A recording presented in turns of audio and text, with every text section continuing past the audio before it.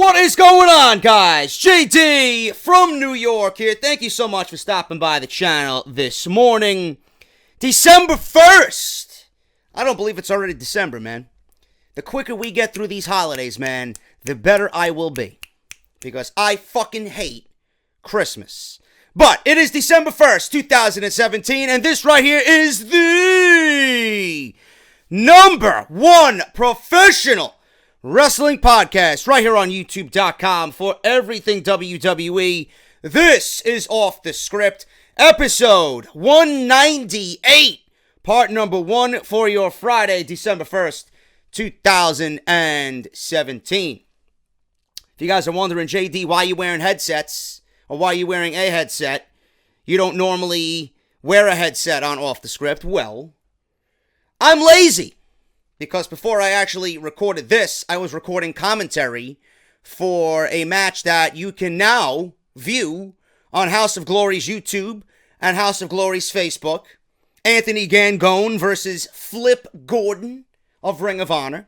So I had to do commentary for that because the commentary that was originally done with myself and Matthew Ryan Shapiro got lost. Or it was a corrupted file.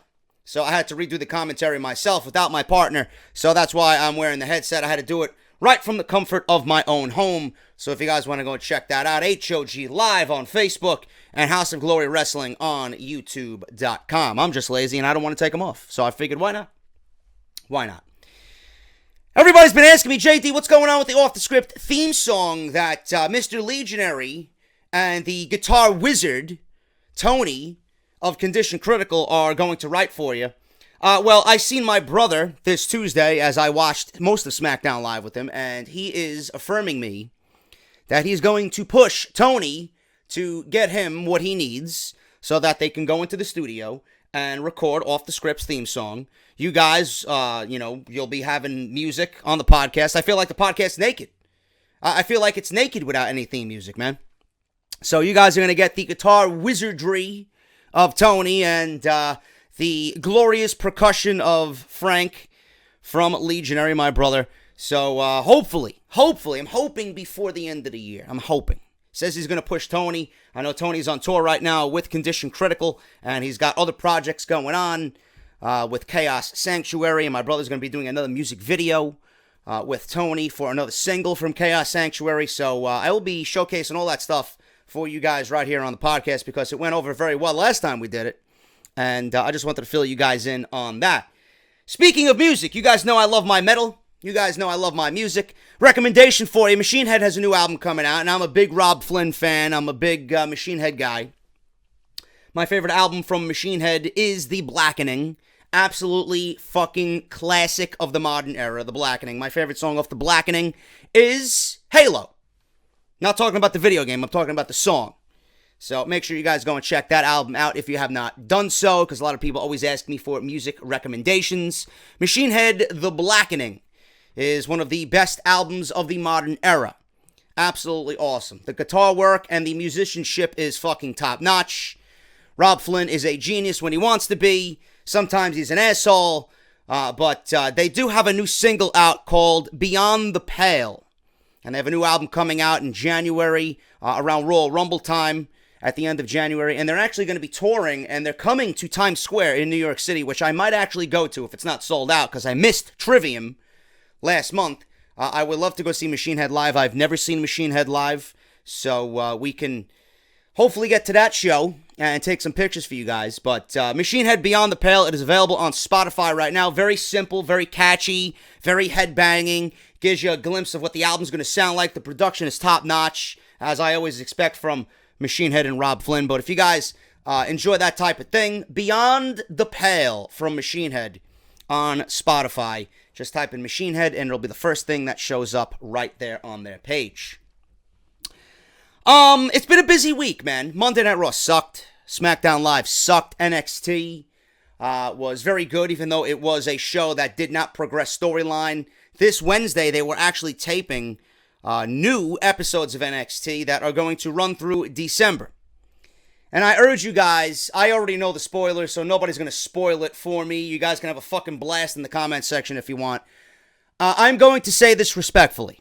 Okay? And I know not everybody's going to see this. There'll be some idiot on social media that's going to do it anyway after I continuously say it over and over and over again. I will not reveal any spoilers for anybody that did not want spoilers, because I'm not going to be disrespectful to you guys, but I would appreciate if you guys respect my wishes. When there is something that, and it's my fault, I should just stay off social media, but it is what it is. Can't avoid it. I would appreciate if you guys respect me and not post spoilers in any of my comment sections or post spoilers on Twitter. If you do it and I think you do it maliciously, or I think that you do it just to be a dick, I will bench you. I will bench you swiftly and quickly. I hate that shit. I don't want to see it. I don't want to hear it. And apparently I know everything that's happening on NXT with these new set of tapings, the 4 shows that they did. Like I said, I will not talk about it here. We will all enjoy it as we get on into the new tapings of NXT. But I will say that it's nice when something that I pitch before it even happens. So I'm glad to see that they are going in the direction that we talked about. And I'm hoping that they go all the way with it.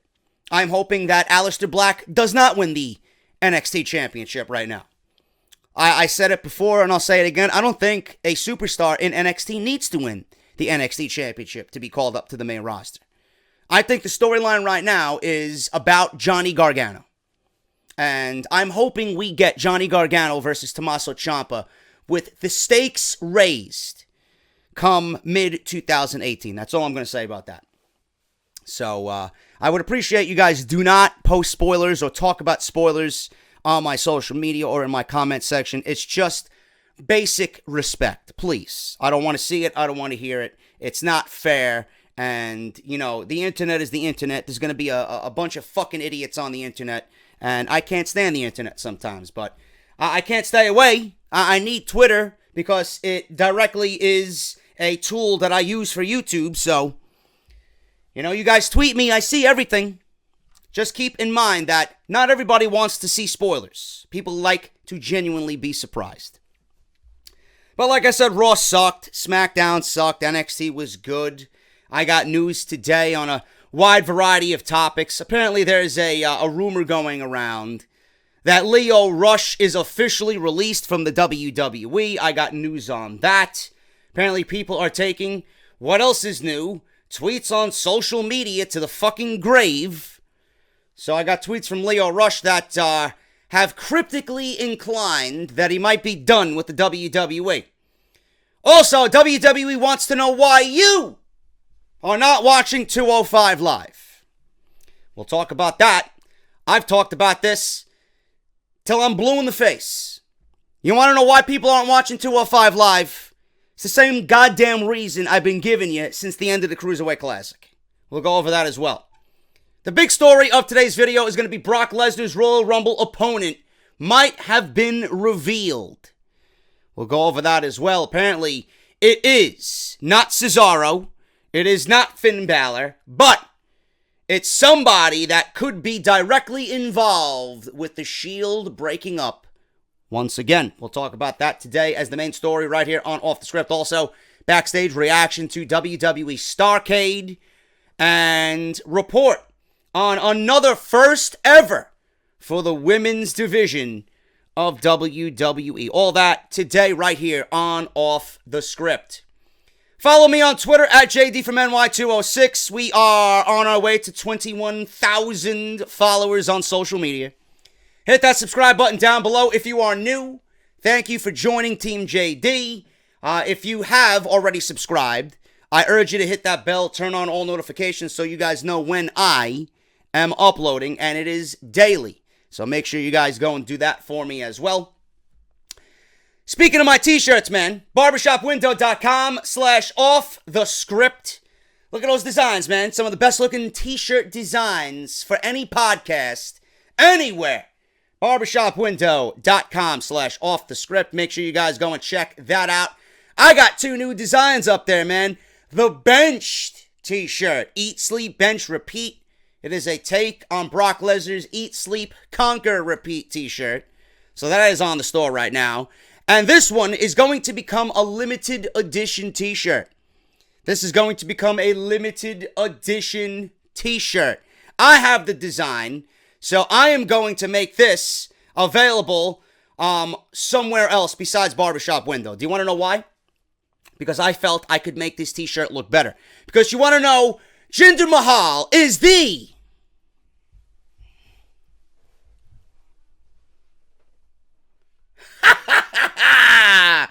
yeah, man. Can't get enough of Paul Heyman. I'm changing the design of this t-shirt slightly, so anybody that order this is going to have a limited edition. I want to make the ghost a little bit more Jinder-like. I want to make it look like a silhouette of Jinder. And I might want to add some color. Connor got back to me and says maybe we can add some color to him and make him look really Jinder-like. I'm like, yes, that would be great. I would really love that. So we might be changing this design. I got to see the final design. He's going to be reworking it. So anybody that ordered this, you now have a limited edition Jinder Mahal Get Off My TV design. Available right now on barbershopwindow.com/offthescript. Also, WrestlingRadioAwards.com. I'll be mentioning this throughout the month, so get used to it. WrestlingRadioAwards.com now has their voting up on their website. Last year, we won Best New Show of the Year, and I thank everybody that voted. This year, I want to take that a step further, and yes, I win nothing. Yes, I do not get sent to a tropical island with pina coladas and an abundance of liquor waiting for me, with beautiful women in grass skirts waiting to pleasure me at any given moment. I wish, but it's not going to happen. But we do win bragging rights. We do win bragging rights, and that's all it is. I don't do it to throw it in anybody's face. I do it because I think this is a great outlet so the podcast can reach new ears and new eyes. That's why I do it. I don't do it to throw it in anybody's face. These awards mean nothing. I'm not gonna win a trophy or a prize. You know, I get nothing from this. The reason why I do it is because I want to get the show out to a wider audience. Any opportunity that I have to get the show to a wider audience, I'm going to take it. I don't throw anything in anybody's face, you know. But we won Best New Show of the Year last year. Solid Monster has won Show of the Year 3 years in a row. I'd love to dethrone the king, to be honest with you. So what I want you guys to do is go to WrestlingRadioAwards.com. I'll link the comment down in the comment section, or I'll pin it rather with the link. You guys can go and vote. You guys can vote once a day, every day. Make sure you put Show of the Year off the script with JD from NY. Click that button that says Submit Vote, and you are good to go, man. And do that daily, so that we get on into the next round and we are on the list of shows that qualify to be voted on for Show of the Year, man. So make sure you guys go and do that and show some support for Off the Script. We have an unboxing to do, man. We did two. We did Pro Wrestling Crate and we did That Wrestling Club, with a resounding 88% of the votes.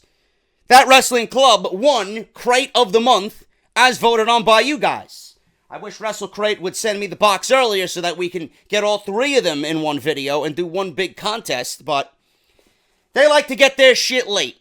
But Wrestle Crate, friends of the podcast. These guys have been supporting the podcast since these guys were first on the scene. These guys were legit the first Wrestling Crate that I've ever seen. But if you guys want to go and show some support for Wrestle Crate, I'm going to link all their information down in the description below. Wrestle Crate USA on Twitter. And all you're going to do is go to WrestleCrate.com.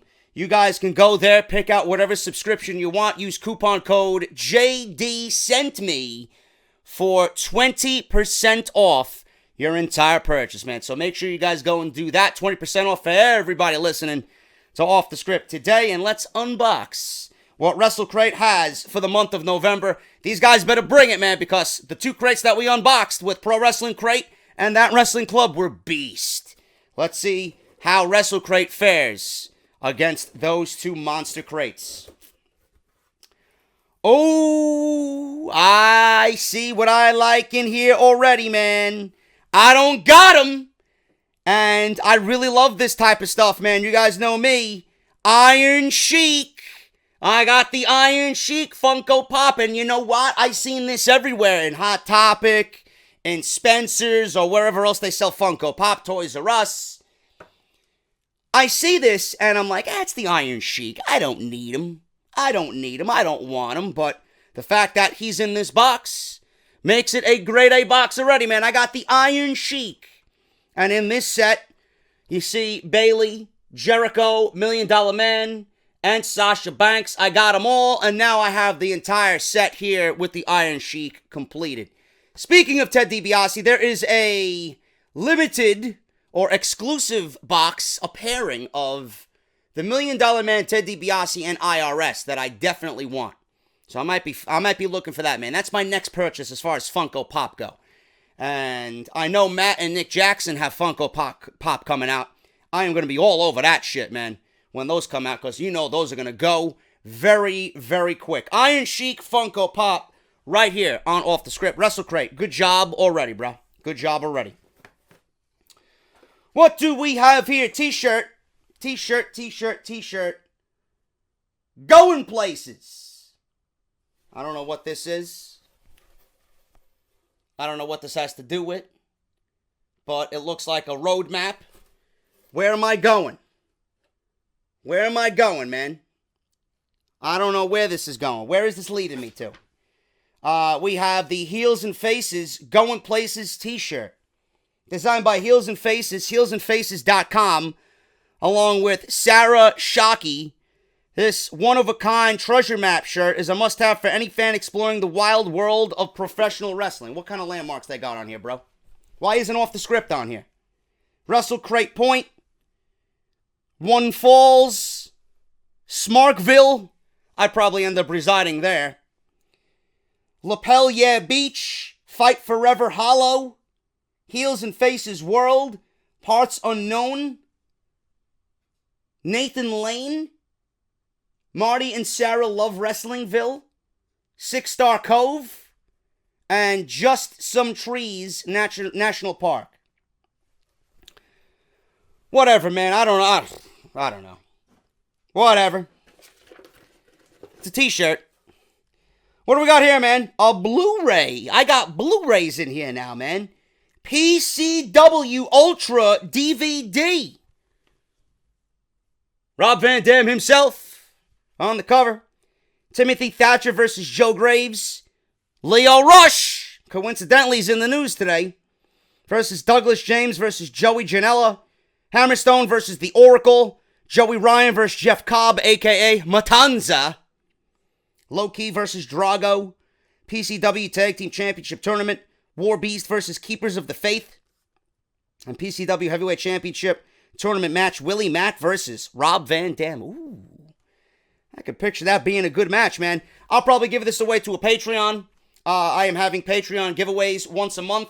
So if you guys want any of my wrestling paraphernalia that I got abundantly fucking built up here, I'm going to be giving all this shit away, man. I don't have any use for it. So if you guys want to be a part of that, go to my Patreon page, man. Patreon.com/JD from NY206.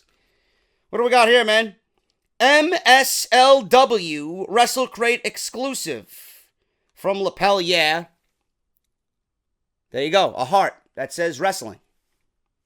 There you go. Simple. Oh my God, we got the Gobbledygooker. Another pin. The Gobbledygooker for Thanksgiving. What do we got here, man? Oh my God, what is this? Stickers? What am I going to do with these stickers? Marty and Sarah Love Wrestling. Why don't you put some Off the Script paraphernalia in your box, man? Wrestling with Depression with Marty DeRosa. I'm wrestling with fucking depression every time I see Jinder Mahal on TV.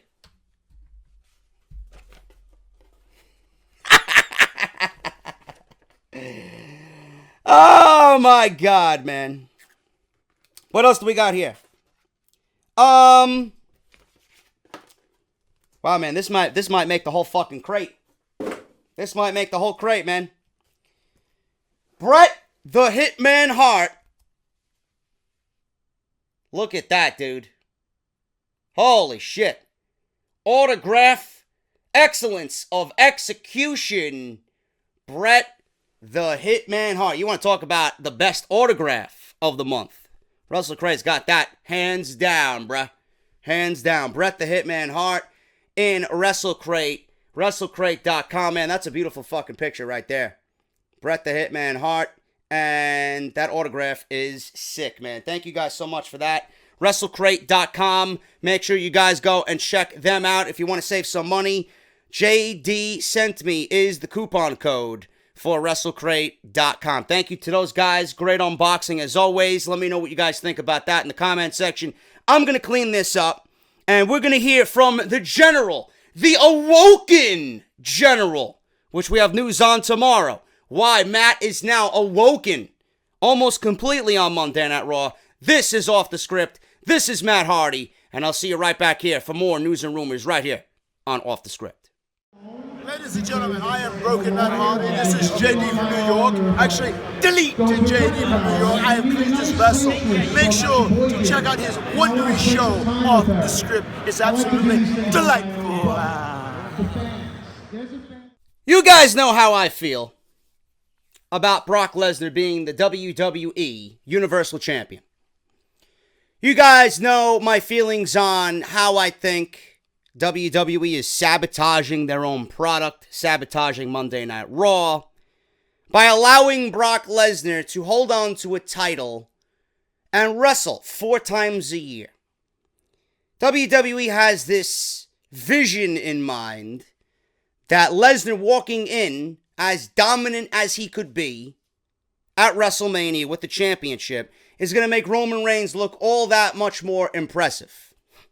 After everything that they've done for this guy over the last 4 years, this is what you're going to rely on?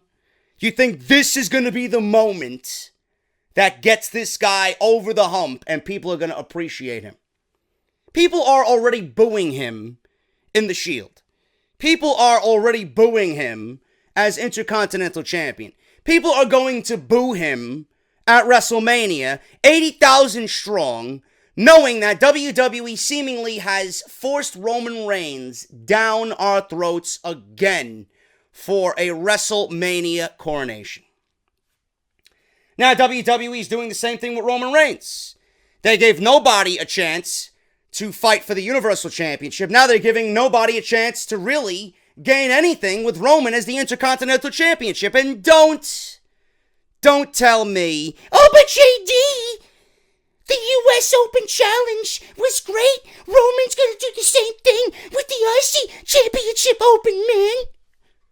No, he's not. No, he's not. I want you guys to see past the IC Open Challenge. You do realize that this is nothing but a buffet for Roman Reigns.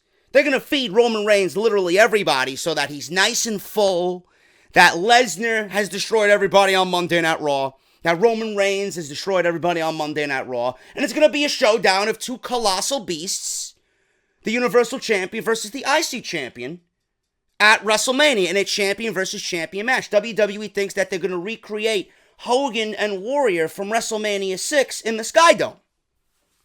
Not going to happen. Now, people started to hate Hulk Hogan then. It was the trickle-down effect. People just growing tired of Hulk Hogan. We've already grown tired of Roman Reigns. So I don't see what good this is going to do. What do you think the reaction is going to be coming out of WrestleMania, going into Monday Night Raw in New Orleans, the day after WrestleMania? And what do you think the reaction is going to be going on into the rest of the year? What do you think is going to happen when Roman Reigns is finally the Universal Champion? You think some fucking massive change, some life-altering change to WWE programming is going to happen? You could put anybody in that spot, and it would be better than Roman Reigns. But the simple fact remains is that WWE, and I've been saying this for months, you can enjoy the Shield, you can enjoy Lesnar, you can enjoy Reigns, but the simple fact remains that when WWE is doing things like this that are so blatant, you know why they're doing it. They are sabotaging the entire roster for a WrestleMania main event. And I mean, they are literally gutting their entire roster for a WrestleMania main event that nobody wants to see. Nobody. Not you, not me, not anybody. Unless you're a 12-year-old girl or some Indian fan who doesn't know any better, nobody wants to see this. Nobody gives a shit about Roman Reigns versus Brock Lesnar at WrestleMania, champion versus champion. Then you're going to have all these other outlets, all these other podcasters, all these other, media sites and dirt sheets hyping it up. They're going to sugarcoat the shit out of it. They're not going to tell you what it really is. How could you say anything positive about that moment when we already know well in advance what the WrestleMania main event's going to be? Typically we don't know what the WrestleMania main event's going to be until the end of the Royal Rumble pay-per-view. We've already known this coming out of SummerSlam. You don't find that to be bad? I don't mind predictable, but when it's this predictable, it's very unexciting, man. It leaves you looking forward to nothing. Honestly, if I was in attendance at WrestleMania 34, I would walk out before the main event. I really would. I'd go home. I'd beat traffic. I'd get to the bar. I'd be like, another WrestleMania experience, overhyped and not worth a dime. So everybody's talking about, JD, what about Finn Balor? Is Finn Balor legit enough to fight Brock Lesnar? No, he's not. Is he a legit name? You could probably make case for that. Is he as popular as anybody else that has went one-on-one with Brock Lesnar? Yes, he is. But you're not going to base a championship match off of somebody's popularity in this instance. Everybody's saying, or Vince McMahon is saying, and everybody's reporting that Finn Balor is just not over enough to fight Brock Lesnar. Yes, he is. Of course he's over enough to fight Brock Lesnar. The question is he worth anything to that situation? Is he legit enough right now to go one-on-one with Brock Lesnar? How could he be when he's being destroyed by Kane for the entire month of November? Is it Kane versus Brock Lesnar, or is it Finn Balor versus Brock Lesnar at Royal Rumble? That's what we should be asking ourselves. How does Finn Balor go into Royal Rumble worth anything after you treated him like garbage all year, and especially in November? Not going to work that way. I've heard other podcasters talk about, maybe Cesaro. Cesaro would be a one-off. Cesaro would be a great addition to a one-off match with Brock Lesnar. It would be a great match. It would highlight Cesaro's strength. It would get him over and further his singles career. Yes, I agree with that. I'd love to see it. I think that would be very intriguing. But I don't think WWE is going to break away Cesaro from Sheamus. I don't think that's going to happen. They very well could. Because at that time, I don't think the bar is going to really factor into any tag team championship title matches at that point. By that point, the Revival will be back. By that point, the Authors of Pain may be on Monday Night Raw. We don't know. We don't know. So, it could happen. If you look at the grand scheme of things and where the bar is going to be, it could happen. Do I want to see Cesaro have a singles run? Yes. Do I think that is going to happen and WWE is going to give him that? No. Because Sheamus is going to be the odd man out. I don't give a shit about Sheamus on his own. Sheamus with Cesaro? Yeah. I don't mind Sheamus at all. I think he's great. They are both in a role right now. They are both in a situation where both are thriving at equal levels. If you take one away from the other, Cesaro is going to be more well-endowed than Sheamus is. And you don't want that. When you break away a tag team, you want them both to be even. There's going to be another instance that WWE breaks up a tag team. Sheamus will flounder around the mid-card and do nothing. And then Cesaro is probably going to be elevated to the fucking moon. You don't want to do that. They're better together than they are on their own. But it's a double-edged sword.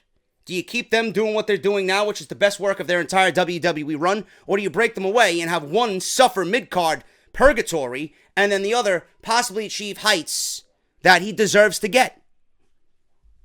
So, Cesaro versus Brock Lesnar is definitely something I'd love to see. And they could play on how Cesaro never really fit the mold of a Paul Heyman guy.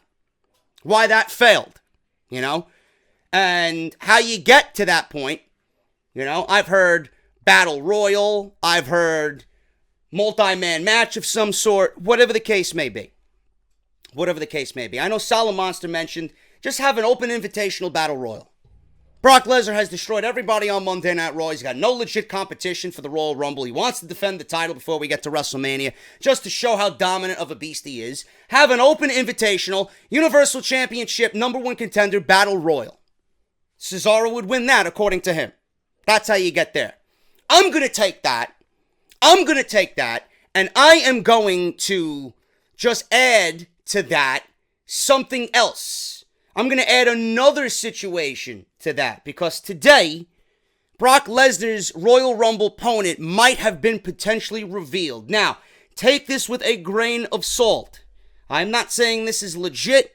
I'm not saying this is going to happen on January 28th at the Royal Rumble, but it is definitely somebody that WWE has had in mind for a match with Brock Lesnar. So it would not shock me if they do this, especially with the way things are going right now. Reigns is the Intercontinental Champion. You got Ambrose and Rollins in a Tag Team Championship match next week on Monday Night Raw. What if they don't win the Tag Team Championships back? What if they don't do that? You know, that could lead to a breakup. That could be seeds planted for a breakup. What if they do win the Tag Team Championships? I think that poses a more intriguing storyline. What if they win the Tag Team Championships? What if Rollins wins the Tag Team Championships with Dean Ambrose and then is gifted an opportunity to fight Brock Lesnar at the Royal Rumble? It's being reported by Pro Wrestling Unlimited that Lesnar's opponent at the Royal Rumble could be Seth Rollins. The Shield is finally back together. Roman Reigns has captured the IC title while Ambrose and Rollins are now pursuing the Tag Team Championships again. They will get their rematch on Monday Night Raw. That might keep them busy for the rest of the year, but WWE officials may have some bigger plans for the Shield heading into WrestleMania season.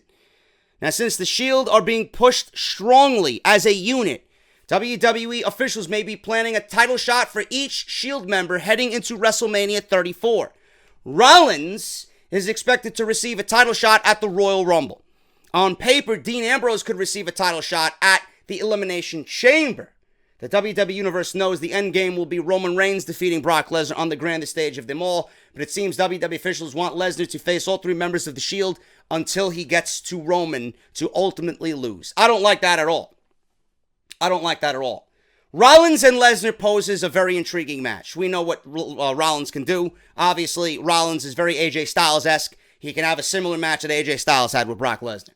Dean Ambrose, after what we've seen at WrestleMania 32, I never want to see Dean Ambrose and Brock Lesnar in the ring again. I don't think that would be a believable match at all. That would be like Finn Balor at the Elimination Chamber. Nobody wants to see that. And I don't want to see Brock Lesnar run through all members of the Shield to ultimately get to Roman and then lose to Roman, because to me, all members of the Shield are equal. Rollins is the most, I would say, talented of the bunch. So if they have all three guys of the Shield fight Roman, with only Roman being the one to slay the beast, it's going to make the other two look weak in comparison. I don't want that. Who the fuck wants that? Nobody wants to see that. I would rather them do this. This is how I would do it. I'm going to take Solomonster's idea of an open invitational Brock Lesnar Battle Royal. He wants Cesaro to do it. What if Rollins and Ambrose win the Tag Team Championships next week on Monday Night Raw? Once again, two-time Tag Team Champions. We get Seth Rollins to win this open invitational Battle Royal. His focus would then shift from Tag Team Championships with Dean Ambrose, and they would shift to solely Seth Rollins and challenging for the Universal Championship. He would, and I don't want to say intentionally, but I'm going to say Dean Ambrose is going to pretty much scoff at the fact that Seth Rollins doesn't give a shit about him anymore and give a shit about the Tag Team Championships. I'm going to say that Seth Rollins abandons the fact that he's Tag Team Champion to pretty much go into business for himself and challenge Brock Lesnar and win the Universal Championship. All while neglecting Dean Ambrose and not caring about his team with Dean Ambrose anymore. He's got greed on his mind. All he does is care about himself.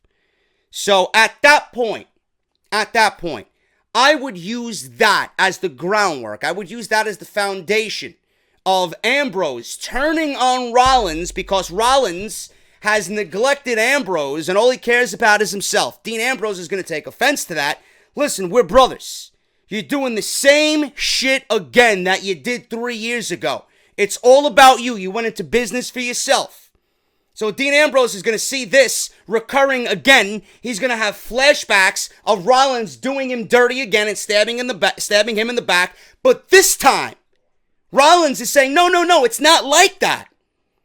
This is an opportunity, a once-in-a-lifetime opportunity. You got to understand where I'm coming from. I have to focus on defeating Brock Lesnar for the Universal Championship. You don't think I want to main event WrestleMania? You don't think I want to be the first one to slay the beast? I know I'm capable of doing it. I have to focus all my attention on Brock Lesnar. Dean Ambrose is going to take offense to that.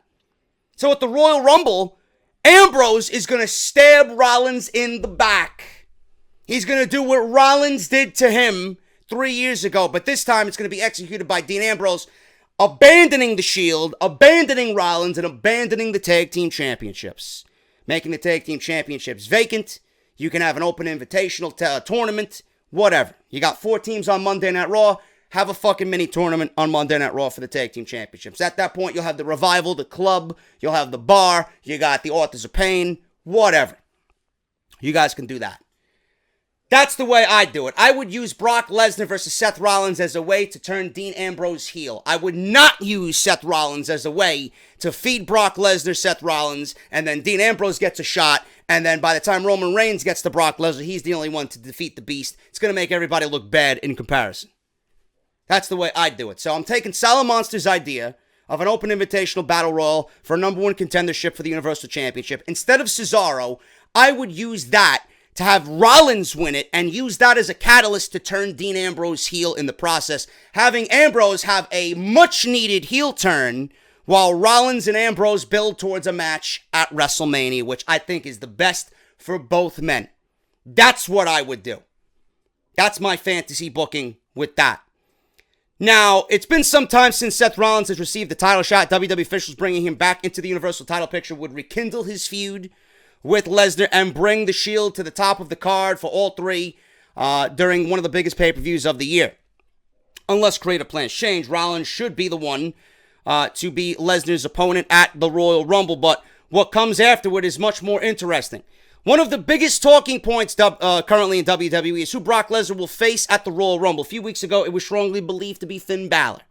Then plans changed. However, polls now show that Balor is a clear-cut favorite amongst the WWE roster, so plans to nix him may have to be reconsidered if WWE wants to reconsider them.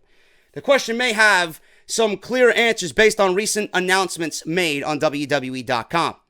The Dunkin' Donuts Center, I love my coffee, which will host the Raw scheduled for December 19th, announced that Brock Lesnar will be making an appearance on the show.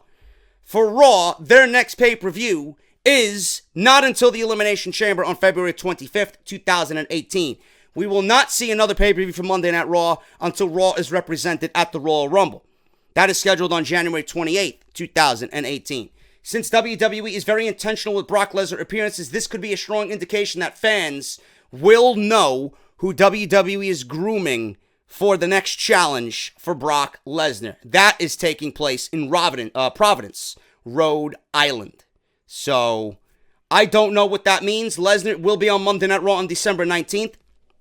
I'm also hearing that there are rumors going around that WWE, if they can't find anybody or if they don't want anybody else to challenge for the Universal Championship, they may give Brock Lesnar the night off and not have him defend the title at the Royal Rumble because they feel that having Lesnar there really doesn't make a difference because everybody's going to watch the Royal Rumble for the Royal Rumble match, especially if you do 2 Royal Rumbles this year. You're going to have one for the men and one for the women. They might feel that Brock Lesnar's appearance might not even be needed at that point. Yes, his appearance is needed. You don't want Lesnar sitting home for all of December, making one appearance on December 19th, all of January, all of February, all of March, and not defend the Universal Championship. What is he going to do? Of course you need him on the Royal Rumble. You're going to have the title not defended for 90 plus days? That's going to lend to it being more worse than what I originally described in the beginning of this show. That would be a clear indication that they're sabotaging and having Lesnar hold the title hostage just merely to give it to Roman Reigns at WrestleMania. Of course you need him to defend the title. If he's champion, he has to defend the title. It's WWE's job now to find someone who is worthy enough to stand in the ring with Brock Lesnar. And I don't mean a John Cena, and I don't mean a Jinder Mahal, and I don't mean any one of these bums that we don't want to see. If it's going to be Finn Balor, then build Finn Balor up and make him the most believable fucking vanilla midget that you got on the roster. If it's going to be Seth Rollins, then build towards a Seth Rollins. Can't be a Braun Strowman, it can't be a Samoa Joe. You already done those guys already, and you already made the grave mistake of not pulling the trigger with a Joe and a Strowman following SummerSlam. So don't give me this shit. WWE's job now is to find someone for Lesnar to defend the title for. I don't want to hear this shit about him not defending the title because the Royal Rumble is the most important thing about that show and the reason why people watch. This is your number one guy in the company holding one of the most important titles in the company at one of the biggest pay-per-views of the year. Of course he needs to defend the fucking title. Don't give me that nonsense. So that is my idea for Brock Lesnar. That is my idea for Rollins and Ambrose. That is a possible opponent for Brock Lesnar at the Royal Rumble. We covered all our bases there.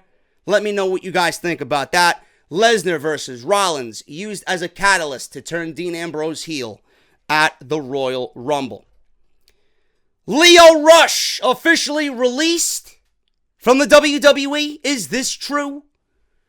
Several people on social media have pointed out that Lio Rush has removed WWE and NXT references from his Twitter bio. He also changed his hometown from Orlando, where he was living so that he'd be closer to the Performance Center, back to Baltimore, where he's originally from. Now, I noted on this podcast that Lio Rush has heat on him still, like a volcanic heat. Heat to the point where WWE was thinking about releasing him. He has not worked NXT tapings. He has not worked NXT live events since October. So it's over a month now that he has not worked for NXT. He has heat on him because of his ill-timed joke about Emma's release last month. The last date that Lio Rush was booked for WWE was on the day that he made the joke. He hasn't appeared at any live event, and he has not been used on NXT TV on the network. If he has been released, then it could be just a matter of time before WWE makes the statement. In the meantime, Rush sent out the following tweets, and as you guys can see here, he sent out a tweet saying reflection, and then he tweeted, as of November 30th at 8 a.m., an hourglass emoji. So we don't know what the hell's going on with Lio Rush. He may be waiting, he may be thinking that bad news is coming to him, but I would find it to be a terrible mistake to release a guy of his talent, and I know he's not everybody's cup of coffee. I know some people think that he's a vanilla midget and that he's not going to be anywhere in WWE outside of 205 Live. And I understand he's got heat even before he came to the WWE by selling a ladder table spot at some CZW event. I understand it. The kid's 22 years old. I've called 2 matches for him in House of Glory. I know what talent the guy is, and I have high hopes for him in NXT. If you let this guy go in NXT, he is going to wow you. Believe me. The fact that WWE is even thinking about firing this guy over a stupid tweet is absolutely ridiculous. Ridiculous. He's sorry. Punish him. Give him some hard time on WWE television. Have him job some matches. Put him in squash matches. Have him be humbled. Don't fire him over a goddamn tweet. It's social media. Why are we so salty over what is said on social media? He didn't kill anybody. So what? He's a dumb idiot. He made a mistake. He's 22 years old. Let's live and learn. Sweep it under the rug. You're going to let someone go because of a stupid tweet? Why did you sign him in the first place? Because you knew the fucking talent that the guy possesses. He still has his pinned tweet on his Twitter page with him shaking hands with Triple H at the Performance Center. So I don't know if he's released or not, but PW Insider and Mike Johnson reported an update on this. As of November 30th, yesterday, Mike Johnson says, and I quote, as of this morning, Lio Rush has not been released by World Wrestling Entertainment. He has confirmed this. End quote. If WWE is planning to release Lio Rush, it is a major, major mistake and something that is done, something that is going to be done because of some irrational decision. Don't do it. I hate seeing talent just wasted on sheer stupidity. Please don't do it. Please don't do it. I'm sure the guy's going to find work. I'm sure the guy is absolutely fucking sorry. If you're using this as some scare tactic to fucking teach him a lesson, then by all means. If I'm Lio Rush, I'm walking a very thin line, as careful could be, man. I ain't tweeting. I ain't being cocky. I'm going to come to work. I'm going to do the best thing I got to do for the company. I'm going to be a company man. You want to humble me? Fine. I'm sure he knows his mistake. This is something that should have been talked about behind closed doors. Punish him a little bit. Dock him pay. Whatever. The fact that the guy's got to be released and lose his job over something stupid? Come on, dude. And then you got people on social media wishing for this guy to lose his job. This is why I hate social media. This is why I hate people in general. Why would you want to wish anybody to lose his job? I don't understand you. Hopefully this is not true, but according to Mike Johnson, he has not been released as of yet, and I hope it does not come to that at all. WWE has sent out surveys. I didn't get it, because you know how I would have fucking dealt with it. I would have put that survey right on this channel, and we would have did a live reaction to the survey. WWE sent out surveys to network subscribers asking, why are you not watching 205 Live? WWE wants to know why I'm not watching 205 Live. Do I really need to go over this again? Do I need to explain this to you again? I feel like every time I talk about it, my words fall on deaf ears. Why am I not watching 205 Live? Well, let's start at the top. You have your main champion, Enzo Amore. Your main champion, the guy that you have the centerpiece of that show, is Enzo Amore, a guy who cannot wrestle his way out of a paper bag. That is your cruiserweight champion. WWE has mocked the cruiserweights since the inception on Monday Night Raw. The Cruiserweight Classic still remains one of WWE's greatest productions of all time. It was absolutely amazing. For a 10-week span, we all fell in love with everybody in that tournament and the way that it was presented. It made the cruiserweights just have a new take on life. You know, since the WCW days, this is what we wanted from the cruiserweights. From that moment that it was announced they were on Monday Night Raw sunk its teeth into the cruiserweights and it did not let go. As soon as you gave Kevin Dunn and Vince McMahon ruling over what to do with the cruiserweights, all of Triple H's work, all of Matt Bloom's work, all of William Regal's work has went down the toilet, never to be seen again. Why is 205 Live failing? Why am I not watching 205 Live? You grounded these cruiserweights and you took away everything that made these guys special. I don't know why. Maybe Vince McMahon doesn't want these guys to really do what they need to do because he's afraid that they're going to outstage and outclass everybody else on Monday Night Raw. That's what they're supposed to do. That's what they're supposed to do. Did you not watch the Cruiserweight Classic? How many times do I have to tell you? I always mention this. Always. You can even fucking put Johnny Gargano and Tommaso Ciampa in that conversation. That was my second favorite match of that tournament. You put Kota Ibushi and Cedric Alexander. You take that match and you put it on Monday Night Raw in whatever spot that you want. There is absolutely no way that those guys do not get over based on what those guys do in the ring. Absolutely no way. And if they don't, fucking color me pink. The cruiserweights have failed because WWE has made them feel like everything else that they are producing. If they were produced the same way the Cruiserweight Classic was produced, we wouldn't be sitting here. We wouldn't be complaining. Make a division people are proud of. How can people be proud of a division that has Enzo Amore as its Cruiserweight champion? This is why people aren't watching 205 Live. Now you're putting Hideo Itami on 205 Live. You don't think Hideo Itami is worth being Cruiserweight champion? You don't think Hideo Itami, the reason he came to WWE was to seek out competition, to be competitive? How is he going to be competitive in a division that's dumbed down, grounded, that has voided all these guys' repertoires and made them feel like just a regular fucking Monday Night Raw episode on Tuesday night for 1 hour? And your champion is Enzo Amore. How? How is he supposed to feel special? Why would you bring up somebody like Hideo Itami and do that to him? Why would you have Neville in your division and treat Neville like that?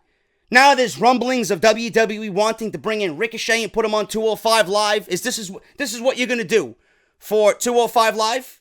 Ricochet? If you're going to bring in guys like Ricochet and Hideo Itami and Neville, right? How are you going to have Enzo Amore as your Cruiserweight champion? That's going against Enzo. Holding your title is going against everything that this division was built on. It's not going to work. You're making a joke of everything. Everything that these guys have worked for. The Cruiserweights should have been put on Monday Night Raw as the opening match on most shows to give that show a shot of adrenaline. These guys should have had no handcuffs, no ball and chain. These guys should have had the freedom to do whatever they needed to do to get the division over. But no, Vince McMahon wants to make it feel like Monday Night Raw. Oh, this is not what people want to see. This is what people want to see. We got to see Jack Gallagher fucking flying around with umbrellas. We want to see 8-man tags every fucking week. How is an 8-man tag going to get these guys over? An 8-man tag given 3 minutes on Monday Night Raw. How is that going to get anybody excited about the Cruiserweights?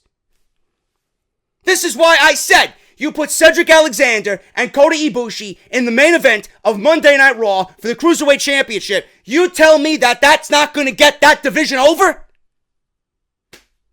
Work rate is going to get the division over. That's why we wanted the Cruiserweights. We didn't want the Cruiserweights for some stupid storyline. Yeah, Jack Gallagher's having tea with Arya Daivari. Who's going to watch that shit? This is what we want to see on 205 Live. You made it everything that we didn't want. That's why nobody's watching it. That's why WCW pay-per-views from 1998 are beating out 205 Live.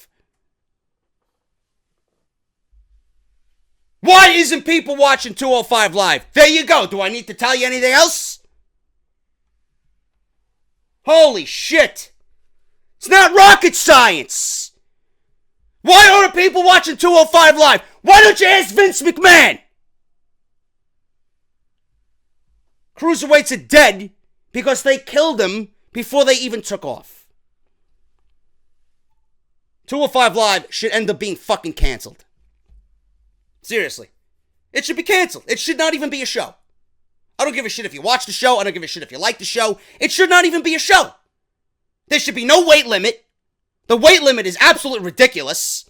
Because all you're doing is bubbling people up and saying, you can't leave this division until you reach 206. Why is Finn Balor wrestling on Monday Night Raw, but Neville and Hideo Itami is stuck on Tuesday nights? Why? Why? Why is Sami Zayn on SmackDown Live fighting Randy Orton and Shinsuke Nakamura? Shouldn't he be on 205 Live? What gives him the right to fight Randy Orton, but Neville can't fight Randy Orton? Absolutely ridiculous. You killed the whole fucking concept. You killed the whole concept. Should not even be a show. Get rid of the show. If you want to put the Cruiserweights on NXT, I'd actually welcome that. Actually, they would treat them the right way. Merge the Cruiserweights with NXT. Include the UK guys. There you go. Boom. You got a fucking division. You got a division.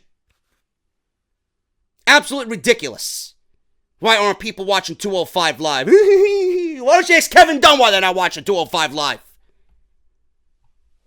Dumbasses. Moving on here. Backstage reaction to Starrcade.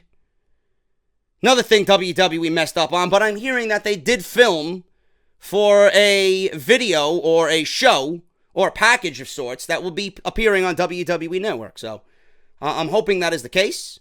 I didn't know WWE had the cameras turned on for this past week's NXT. The NXT San Antonio show before the Texas, the Houston War Games show. They were in San Antonio the night before. It was Drew McIntyre versus Adam Cole with Shawn Michaels as a special guest referee. Apparently, the cameras were turned on then to film for NXT that was shown on the network this past Wednesday.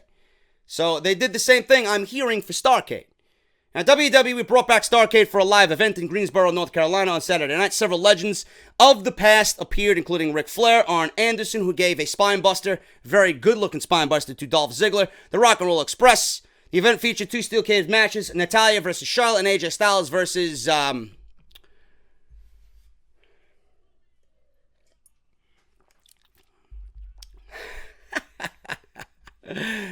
Gotta do it when it arises, man. I gotta do it when it calls for it. According to Mike Johnson of PW Insider, the Starrcade live event was a big success for WWE. The show apparently did big numbers for the Greensboro market, the best in a long time. The belief backstage is that WWE will bring it back next year. Now, maybe at that point next year, in November 2018, WWE won't be in cost-cutting mode, and they'll feature it on the network as a special event. Maybe they'll make it a pay-per-view. Who knows? It should be a pay-per-view. It should be a pay-per-view that is a dual-branded show. That's what I think should happen. But I'm just some goon on YouTube who spews WWE bullshit, so. But the backstage reaction is that Starrcade did big numbers. It went over well. It was well received. And WWE is going to bring it back next year. I'm hoping so. And maybe, with the network that I'm paying $9.99, I want all the content that I could get. I'd love to see Starrcade filmed for the network. Whether it's live or after the fact. I'd like to see it presented on the network. I'm paying money for wrestling. If you guys want to give me stuff like that, that's what we're buying into with the network. That's what I want to see. I don't want to watch Road Trip. I don't want to watch Total Divas. I want to see shit like this. So hopefully WWE corrects that mistake next year and we do get some type of live feed from events like this if they're going to have another Starrcade in 2018. Finally, guys, we're going to end this off the script with this report on the next potential first ever match for the women of WWE. Now, you guys know how I feel about this. First ever for the women. WWE likes to shove everything down our throats. They did it with Hell in a Cell. I didn't think women belonged in Hell in a Cell, and I was proven right because the match was terrible. WWE now is putting women in ladder matches, which I didn't mind. I actually enjoyed the women's ladder match, Money in the Bank. Tables matches, steel cage matches, fine. I like that type of stuff because it's basic, run-of-the-mill wrestling 101. Tables matches, steel cage matches, no DQ matches, false count anywhere matches, that's fine. But Hell in a Cell? No. I don't think any feud that has been presented on WWE television warranted a Hell in a Cell. That's mistake number one. Sasha Banks and Charlotte and the feud that they've had, or the feud that they had, did not call for a Hell in a Cell. Unless it's Foley Undertaker type heat, you don't belong in a Hell in a Cell. I don't think any matches that WWE's presented in the last couple of years belonged in Hell in a Cell. The Usos and the New Day are the only exception. Simple as that. Shane McMahon and Kevin Owens, that's a stretch. That was okay. But other than that, I really don't see the need for Hell in a Cell. Especially with the women. It didn't call for it. So why are you going to put it down as something that needs to happen? It's garbage. It's just shoving more shit and more agenda down our throats. Now, WWE is talking about a Royal Rumble. I don't think a Royal Rumble needs to happen, and I'm an old school head. I don't want to see another Royal Rumble. I don't want to see the men's Royal Rumble watered down. I don't want to see the Royal Rumble take up another spot where something else could be. I want to see championship matches on top of the Royal Rumble match. I don't want to see another women's Royal Rumble. Why? Battle Royals with the women don't go over well anyway. They're very sloppy. Now you're going to have 20 women in the Royal Rumble. You're going to take away from the original concept of 30. You're changing the rules of a Royal Rumble just to appease the women and just to get it done for the women because you want to say, yeah, we did this. They don't belong in a Royal Rumble. They don't belong in a Royal Rumble. I'm sorry. I don't want to see it. I don't want to think about it. Now WWE, if the Royal Rumble thing is true, We don't know yet. There's no plans for it, but it could come out of nowhere. Now there's a report that WWE wants to have an Elimination Chamber first ever women's match. Ryan Satin and James McKenna on Wrestling Sheet Radio were discussing a potential women's Royal Rumble match. While this does not look to be the current plan, they've revealed that a first-time Elimination Chamber match has been heavily discussed. There has been reportedly been a lot of talk in the WWE about doing the first ever women's Elimination Chamber match. The Elimination Chamber match could be as early as the February 2018 pay-per-view. This is a Raw exclusive event. Kurt Angle even teased the match a few months ago. He was asked on Facebook Live why WWE hasn't done a women's Elimination Chamber match for the Raw Women's title. His response was simply, and I quote, "Patience, you will," end quote.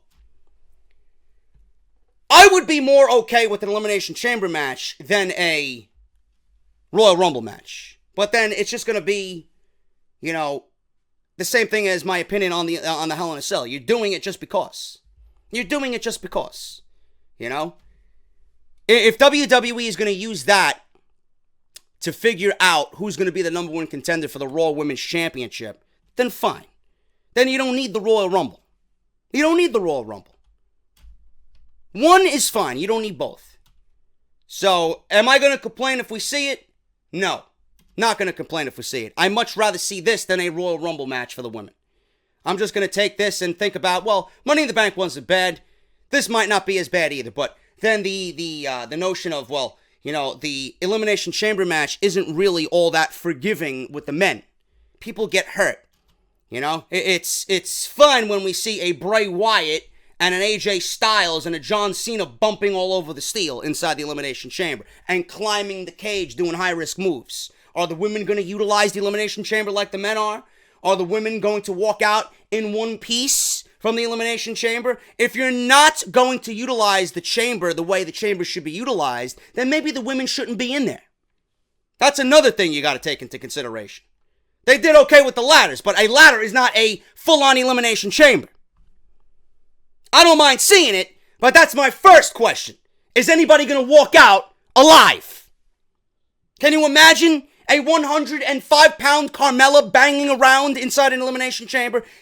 Sasha Banks gets injured when she sneezes. Can you imagine her bumping inside an Elimination Chamber? Come on, bruh. Come on, man.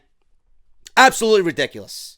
So, Elimination Chamber, possible for February. I'd much rather see that than a Royal Rumble. But whatever WWE is going to do, they're going to do. I can't stop them. I don't think they should have Hell in a Cells. I don't think they should have matches like the Elimination Chamber. Certainly not the Royal Rumble. But if you're going to give me the taste of two poisons, I'd much rather see the Elimination Chamber over the Royal Rumble. That's just me. Thank you guys so very much. That is Off the Script. I will see you guys tomorrow for part 2 of Off the Script, episode 198. Social media segment will be taking place on Sundays only. We're going to make a big deal about it on Sundays. I feel like the episodes are too long on Friday and Saturday if we do social media segments every single weekend. So I'm going to keep it to Sunday only. So if you guys want to get your questions in, I will tweet something out. You will know. Follow me on Twitter, at JD from NY206. When I ask you guys to give me your social media questions, that's when you deliver. Follow me on Twitter, at JD from NY206. Hit that subscribe button down below. Turn on that bell for all notifications. And I will see you guys right back here for part 2 of Off the Script, episode 198. Make it a great Friday, and I'll see you guys right back here on Saturday morning for part 2. I'll talk to you guys later.